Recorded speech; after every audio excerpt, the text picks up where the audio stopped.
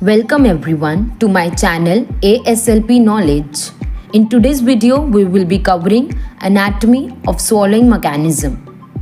The content of the video will be followed as phases of deglutition, anatomy of structures and muscles involved in oral phase, pharyngeal phase and esophageal phase. First, we have phases of deglutition, in which we have 4 consecutive phases of deglutition, which includes oral preparatory phase, oral transport phase, pharyngeal phase and esophageal phase. These 4 pictures depicts all the 4 phases, in which first phase is oral preparatory phase, in which the food is placed on the base of the tongue. Second is oral transport phase, in which the food is transformed into bolus while chewing, and the bolus is transformed from the anterior part of the tongue to the posterior part of the tongue. In third phase, that is pharyngeal phase, the bolus is transformed from the posterior part of the tongue and enters the pharynx. In fourth and the esophageal phase, when the bolus from the pharynx enters to the esophagus with the opening of upper esophageal sphincter. Second, we have structures involved in oral phase, which includes oral cavity, cranial and orofacial bones, passive and active articulators. Oral cavity comprises of 5 walls. The top one is the hard and the soft palate. The bottom one is the tongue. The anterior wall includes lips and teeth. The lateral wall, cheeks and teeth, and the back is the posterior pharyngeal wall. This is the picture of the oral cavity, where we can see the lips, soft palate, hard palate, cheek, uvula, tongue, lower lip, gum, teeth placement. So basically this is the whole view of the oral cavity. Second is cranial and orofacial bones. So cranial and orofacial bones is mostly the parts of our skull, which comprises of temporal bone, sphenoid bone, maxillae, palatine bone, mandible and zygomatic bone. So this is mainly the picture of the cranial and orofacial bones. Third, we have passive and active articulators, which include lips, cheeks, teeth, tongue, palate and mandible. First is lips. The primary function of lips in swallowing is grasping of food and interior seal of the oral cavity. When the food is placed on the base of the tongue, the lips help to grasp that food and it makes a seal so that the food is not coming out of the mouth. And so anatomical landmarks are the oral angles, which serve as the attachment for the muscles associated with lip movement, and the sulci are the frequent site of pocketing of food due to insufficient tone of the cheek muscles. So mainly 2 types of sulci, the superior labial sulci or the anterior buccal sulcus. So these are the 2 pockets where the food can get accumulate due to insufficient strengthening of the lips muscle. The muscles of the lips, the picture showing the muscles anatomy. So this further slides includes the muscle name, its origin and insertion, what is the main function of a particular muscle, and it is innervated by which cranial nerve and the branch of that particular cranial nerve. Second is cheeks. So the primary function of cheeks in swallowing is that it acts as lateral boundary for bolus containment and manipulation. So we have lax cheeks and tense cheeks. When the cheeks are lax in position, then it permits food to enter the lateral sulci for temporary storage during mastication or bolus formation. When we put food on the base of the tongue, it varies based on the size of the food. We put some part of the food to the temporary storage on the lateral sulci during mastication. Then we position of the tense cheeks that assist in moving the food out of the lateral sulci and minimizing the pocketing of the food. We have 2 muscles of cheeks, buccinator and rhizoras.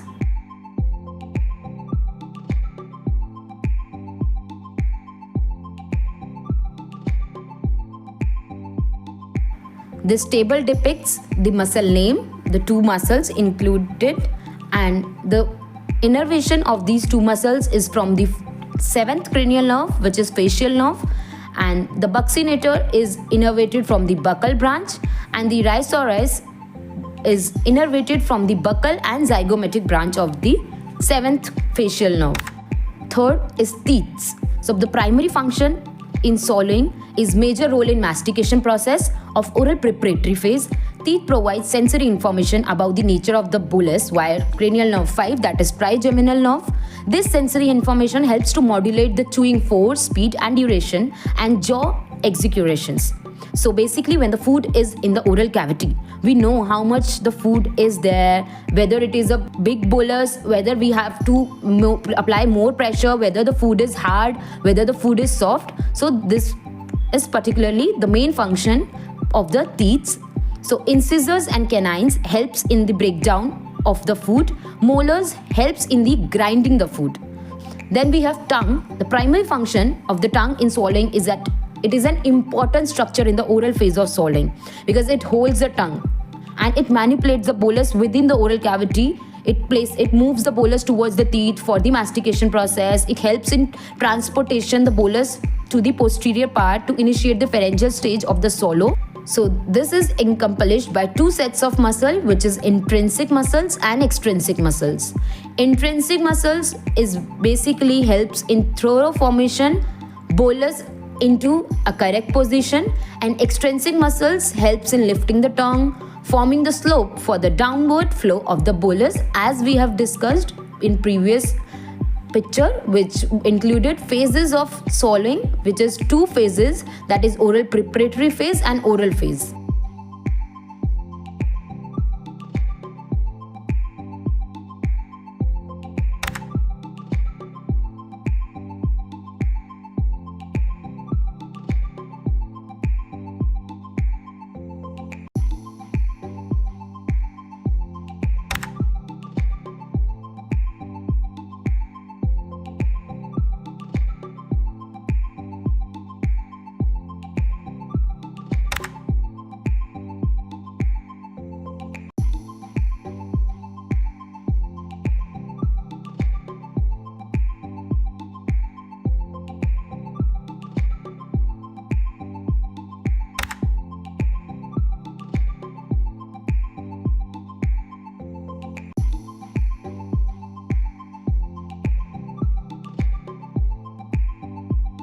Soft palate.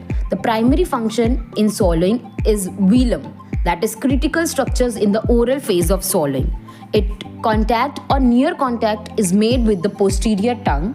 This configuration prevents the premature spillage and permits normal nasal breathing while swallowing. Once the bolus begins to enter the oropharynx, the velum and its associated structures move quickly into the action to close the velopharyngeal port. The velar elevation is associated with the onset of the pharyngeal phase of the swallowing. As we have discussed in the earlier picture, that the transition of the bolus from the posterior part of the tongue to the pharynx is the pharyngeal phase.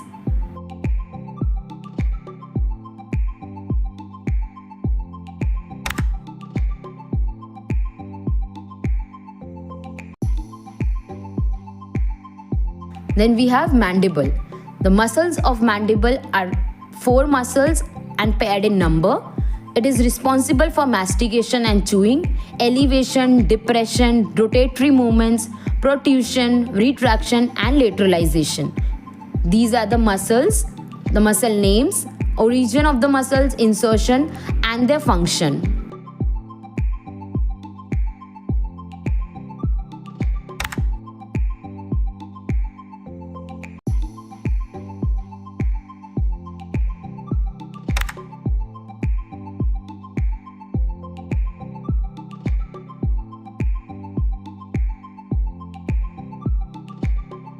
We have structures involved in the pharyngeal phase. So, the series of involuntary air protective and bolus propulsive events. velopharyngeal closure, inversions of the epiglottis over the laryngeal entryway, anterior and superior displacement of the hyolaryngeal complex, closure of the ventricular or the false vocal folds and thyroarytenoid muscles, that is true vocal folds, progressive pharyngeal construction, and opening of upper esophageal sphincter. So these all are the events which are included in the pharyngeal phase.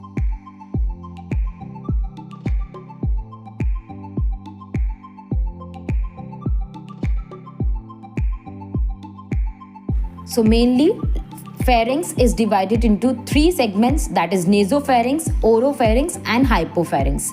The nasopharynx lies posterior to the nasal cavity and superior to the soft palate. Oropharynx extends from the soft palate to the hyoid bone, and hypopharynx is situated posterior to the larynx. Now we will look into each structures responsible in initiating or in completion of the pharyngeal phase. Anatomy of the nasopharynx, that is, it extends superiorly from the occipital bone of the skull base to the superior surface of the soft palate. So it includes pharyngeal tonsils and eustachian tube. So this is the picture.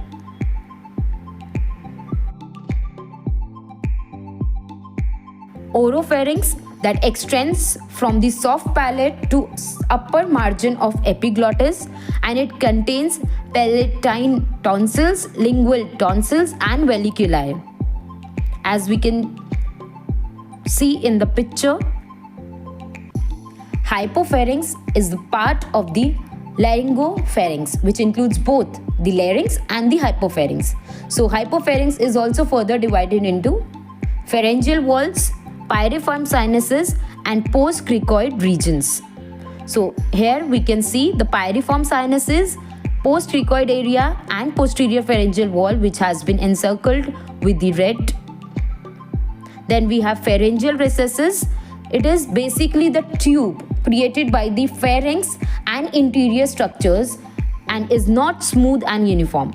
So basically we have two pharyngeal recesses, which is first is valleculae and second is pyriform sinuses.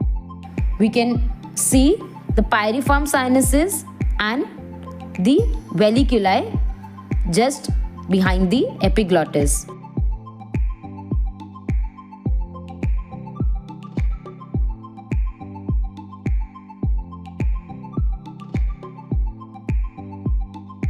The pharyngeal muscles, the outer circular layer, which includes superior, middle and inferior pharyngeal constriction, and the inner longitudinal layer, which includes stylopharyngeus, salpingopharyngeus and palatopharyngeus muscle.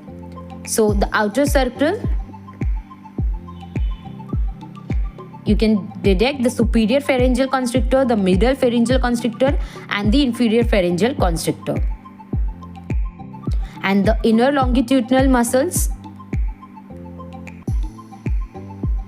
in the picture, their origin and their function. So the muscles of the pharynx, origin, insertion, their action and the innervation of each muscle. The airway entry. So before the pharyngeal swallow response is initiated, the pharynx is also open to the airway. So the entry of the airway has several names describing slightly different locations in the entryway. The uppermost portion is laryngeal editors, and the supraglottic space between the editors and the false vocal fold is laryngeal vestibule. Then we have 5 processes that occurs when swallow response is triggered. The velopharyngeal closure, the hyolaryngeal elevation, the laryngeal protection, progressive pharyngeal contraction and the opening of the upper esophageal sphincter. Structures involved in the esophageal phase.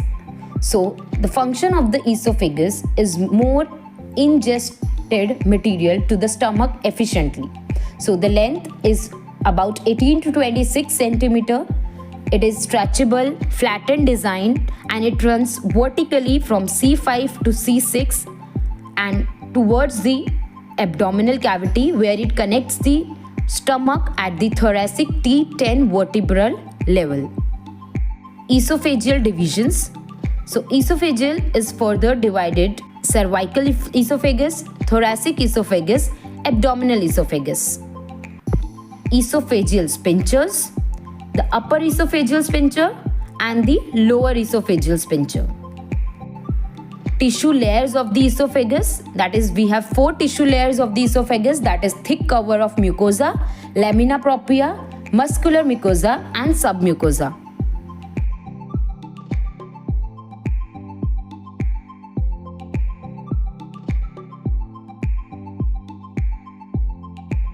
Muscle fibers of the esophagus, external layer of longitudinal fibers and internal layers of the circular fibers.